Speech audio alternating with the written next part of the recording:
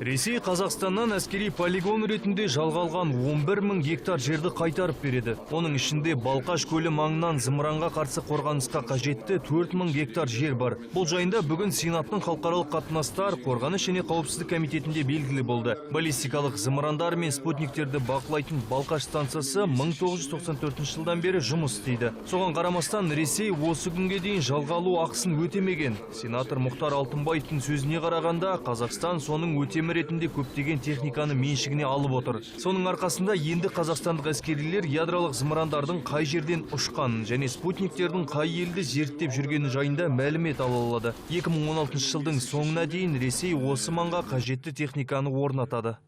Біздің мамандар бірге олармен сапта тұрады.